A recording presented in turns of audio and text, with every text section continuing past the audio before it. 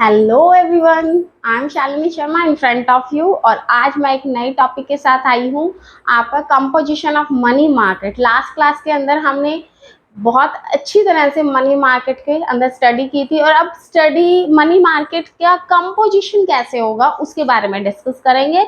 और उस कंपोजिशन का एक सब पार्ट आज हम पूरा कंप्लीट करेंगे। तो कंपोजिशन ऑफ मनी मार्केट की, मनी मार्केट मैंने आपको पहले भी बोला था कि मनी मार्केट के अंदर भी डिफरेंट सब मार्केट्स हैं, और उन सब से मिलके बना है money market. Money market short term के लिए होता है।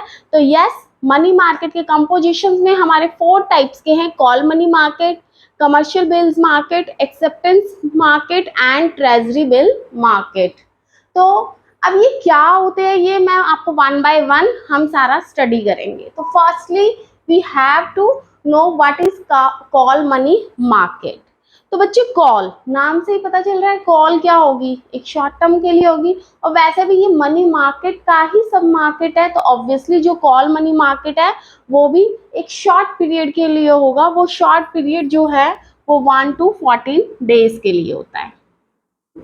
ठीक है, तो आप बोल सकते हो कि कॉल मनी मार्केट के अंदर ये एक शॉर्ट पीरियड का है। तो कॉल मनी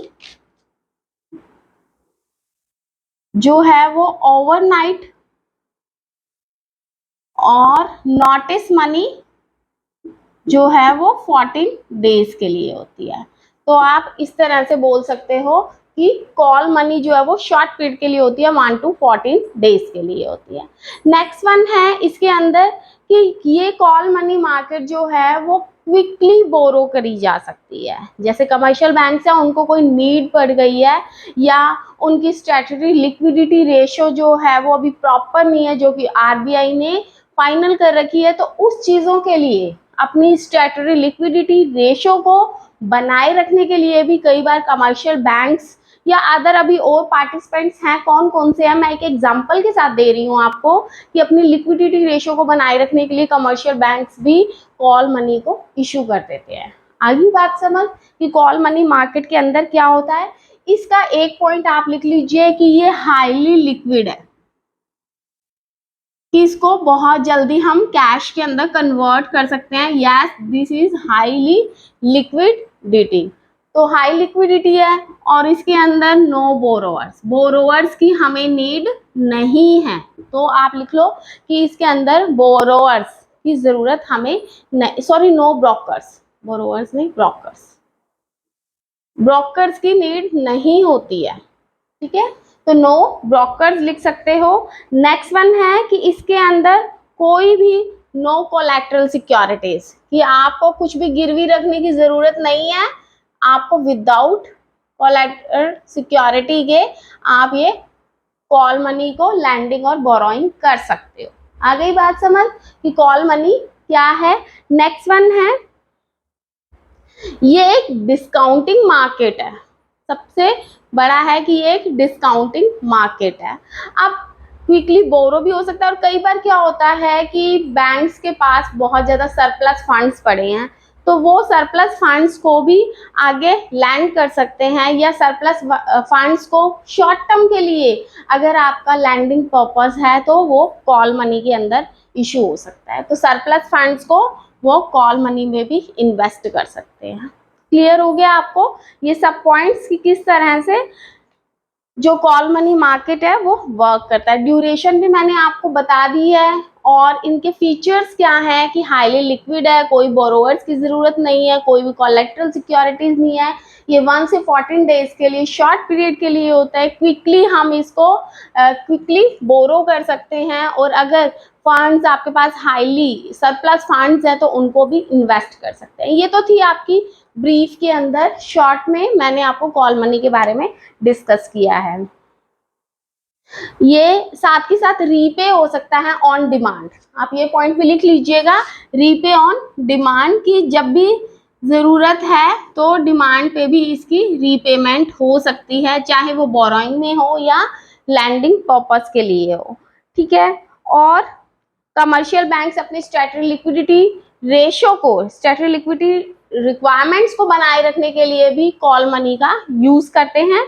नेक्स्ट वन है कि पार्टिसिपेंट्स कौन कौन से हैं बच्चे? पार्टिसिपेंट्स के अंदर टू टाइप्स के हो जाएंगे कि एक तो जो बोरोइंग और लैंडिंग दोनों पर्पस के लिए यूज होते हैं, और सेकंड वन है जो सिर्फ और सिर्फ लैंडिंग पर्पस के लिए यूज होते हैं। तो बच्चा लैंडिंग और बोरोइंग जो दोनों वर्क करते हैं वो कौन कौन से पार्टिसिपेंट्स हैं? RBI obviously, commercial banks, cooperative banks, payment banks और पीडीज। अब बच्चे पीडीज क्या है? पीडीज होते हैं प्राइमरी डीलर्स, प्राइमरी डीलर्स, ठीक है।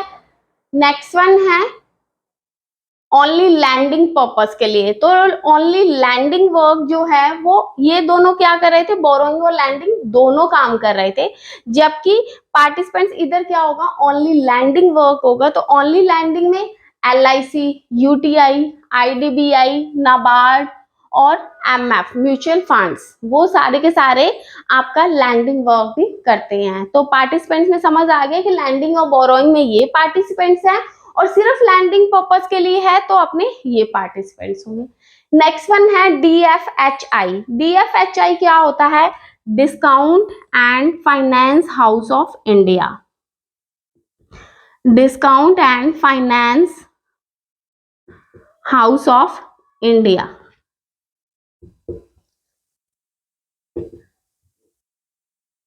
ये पर्सन सारी सारी जो भी फंड्स को रेज, शॉर्ट टर्म मनी को रेज करना है तो उसके लिए बैंक्स और फाइनेंशियल इंस्टीट्यूशंस की हेल्प करते हैं, ठीक है। डिस्काउंट और फाइनेंस हाउस ऑफ इंडिया जो है वो पूरी की कॉल मनी के अंदर जो बिड वगैरह का वर्क है वो सारा फाइनलाइज करने का work discount and finance house of India का है। या आप ये कह सकते हो कि फंड्स को रेज करना है, इन्वेस्ट करना है, तो वो सारा वर्क भी कमर्शियल बैंक्स को या जो भी फाइनेंशियल इंस्टीट्यूशंस हैं या इन्वेस्टर्स हैं उनकी हेल्प डीएफएचआई करता है। आई होप आपको ये पॉइंट समझ आ गए होंगे कि मान लीजिए शॉर्ट टर्म सरप्लसेस को हमने इन्वेस्ट करना है तो उसके लिए भी हमें डीएफएचआई की हेल्प मिलती है। समझ आया आपको? तो ये जो है ये क्या है? हमारे कुछ बेसिक से पॉइंट्स थे कॉल मनी के अंदर। तो इसकी मेन जो प्लस पॉइंट्स हैं वो क्या है? कि ये हाईली लिक्विड है, और सेकंड वन है कि ये हाईली प्रॉफिटेबल है, कि आपको बिल्कुल शॉर्ट टाइम के अंदर आपके पास अगर सरप्लस फंड्स हैं तो उन फंड्स को आप इन्वेस्ट करके और हाई प्रॉफिट्स को गेन कर सकते हो। तो ये हाईली प्रॉफिटेबल हो गया है। आपने अपनी एसएलआर क्या होता है? स्टैट्यूटरी लिक्विडिटी रेशियो को अगर मेंटेन करके रखना है, और कई बार बैंक्स के पास अगर फंड्स नहीं है तो वो कॉल मनी को इशू करके और सरप्लसेस फंड्स जो अपनी स्टैट्यूटरी लिक्विडिटी रेशियो जो है उसको मेंटेन कर सकते हैं। नेक्स्ट वन है कि ये सेफ है और चीप है, ठीक है, कि कोई भी ज्यादा कॉस्टली नहीं है, कोई भी कोलैटरल सिक्योरिटीज का भी प्रॉब्लम नहीं है, और ये सेफ है। क्यों? क्योंकि ये सारे का सारा गवर्नमेंट सिक्योरिटीज वगैरह से रिलेटेड है, और ये सारा डीएफएचआई जो है पूरा सेफली वर्क करती है। इसके अंदर जो कोई भी मिस हैपनिंग या आप ये कह सकते हो कि कोई भी प्रॉब्लम होने की या लॉस होने के चांसेस बहुत कम हैं, ठीक है। और ये सारा का सारा सेंट्रल बैंक ऑपरेशंस की हेल्प से ही वर्क होता है। तो ये सारा इंपॉर्टेंट है। कमर्शियल बैंक्स हैं तो कमर्शियल बैंक जो हैं वो अपने इन्वेस्टर्स हैं या जो लैंडर्स बोरोवर्स हैं सबकी सेफ्टी सबसे पहले चेक करते हैं। तो क्लियर हो गया है आपको कि ये क्या था? हमारा कॉल मनी मार्केट का था। एक मैं इसकी एक क्लास और लूंगी जिसके अंदर हम सारे का सारा कॉल मनी ऑपरेशंस कैसे होते हैं उसके बारे में डिस्कस करेंगे। तो आज के लिए इतना ही है। आज मैंने आपको कॉल मनी का पार्ट 1 करवाया है, अब सेकंड पार्ट 2 भी बनाऊंगी और उस पार्ट 2 के अंदर थोड़ा और डीपली जाएंगे हम कॉल मनी में। फिर 1 बाय 1 एक क्लास कमर्शियल बिल्स की, फिर एक्सेप्टेंस बिल्स और ट्रेजरी बिल्स की आपको 1 बाय 1 क्लास मिल जाएगी। तो आज के लिए बस इतना ही, मिलती हूँ आपसे नेक्स्ट क्लास के अंदर। अगर आपको वीडियो समझ आई है तो प्लीज आप अपने फ्रेंड्स के साथ ज़्यादा से ज़्यादा शेयर कीजिए, लाइक कीजिए, सब्सक्राइब कीजिए चैनल को, और मिलती हूँ नेक्स्ट क्लास में। Thank you so much, have a nice day, God bless you.